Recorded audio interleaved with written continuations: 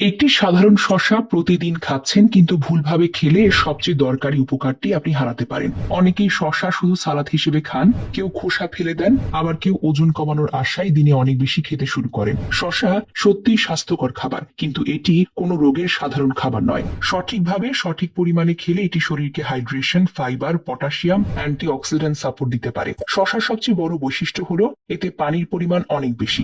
গরমে ঘাম বেশি হলে বা পানি কম খাওয়ার অভ্যাস থাকলে শসা শরীরকে সতেজ রাখতে সহায়তা করতে পারে। এতে ক্যালোরি কম, ফাইবার আছে, বিশেষ করে খোসা সহ খেলে ফাইবারটা বেশি পাওয়া যায়। এই ফাইবার পেট ভরা রাখতে সাহায্য করে, ফলে বারবার অপ্রয়োজনীয় খাবার খাওয়ার প্রবণতা কমতে পারে। তবে শুধু শসা খেয়ে ওজন কমবে এই ভাবাটা ভুল। ওজন কমাতে মোট ক্যালোরি নিয়ন্ত্রণ, প্রোটিন, সবজি, হাঁটা, ঘুম সবকিছুই একসঙ্গে দরকার। Journal of ageing research and clinical প্র্যাকটিসে 2017 সালে প্রকাশিত একটি মানব গবেষণায় শসার পাউডার সাপ্লিমেন্টের সঙ্গে কিছু মানুষের অ্যান্টি অক্সিডেন্ট কার্যকারিতা ও সামগ্রিক স্বাস্থ্য সূচকের পরিবর্তন নিয়ে আলোচনা করা হয়েছে। সহজ ভাষায় শসায় থাকা ফ্ল্যাভিনয়েড, ট্যানিন ও অন্যান্য অ্যান্টি অক্সিডেন্ট শরীরের কোষকে অক্সিডেটিভ স্ট্রেস থেকে সাপোর্ট দিতে পারে। তবে গবেষণার মানে এই নয় যে শসা ক্যান্সার, বাত বা কোলেস্টেরল সরাসরি সারিয়ে দেয়, বরং এটি স্বাস্থ্যকর খাদ্যাভ্যাসের একটি সহায়ক অংশ। বাত বা জয়েন্টের ব্যথার ক্ষেত্রেও শসা নিয়ে আমরা অনেক কথা বলি।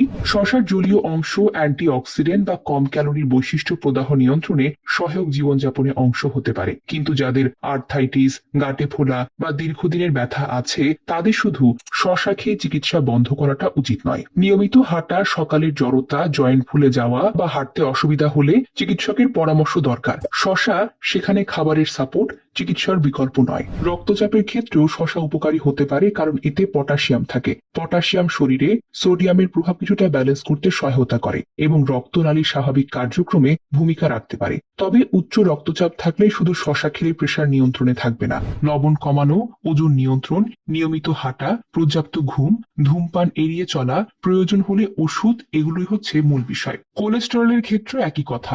শসা সরাসরি এলডিএল কমিয়ে এইচডিএল বাড়িয়ে দেবে এমন নিশ্চিত দাবি করা ঠিক নয়, তবে কম ক্যালোরি বা ফাইবার সমৃদ্ধ খাবার এটিকে হেলদি ডায়েটে জায়গা করতে পারে। হজমের জন্য শসা অনেকের ক্ষেত্রে ভালো কাজ করে। এতে পানি বা আঁশ থাকায় মল নরম করতে সহযোগিতা করে, কোষ্ঠকাঠিন্য কমাতে, পেটটা হালকা করতে সহায়তা করতে পারে। তবে যাদের গ্যাস, পেট ফাঁপা বা ঠান্ডা খাবারে অস্বস্তি হয় তারা রাতে বেশি করে শসা না খেয়ে দিনে বা দুপুরের খাবারের সঙ্গে অল্প করে খেতে পারেন। খাওয়ার আগে শসাটাকে ভালোভাবে ধুয়ে নিন, 5 থেকে 10 মিনিট পরিষ্কার পানিতে ভিজিয়ে রেখে তারপর খোসা সহ খেলে পুষ্টিটা বেশি পাবেন। খোসায় ময়লা বা পেস্টিসাইড যুক্ত ঝুঁকি থাকলে ভালোভাবে ঘষে ধোয়াটা জরুরি। চুল ও ত্বকের ক্ষেত্রেও শসা পরোক্ষভাবে সহায়তা করতে পারে। ভিটামিন সি, পানি বা কিছু মিনারেল শরীরের হাইড্রেশন বা ত্বকের সতেজতায় ভূমিকা রাখতে পারে, কিন্তু শসা খেলে চুল ওঠা বা চুল হঠাৎ করে মসৃণ হয়ে যাওয়া বা ঘন হয়ে যাওয়া এমনটা আশা করবেন না।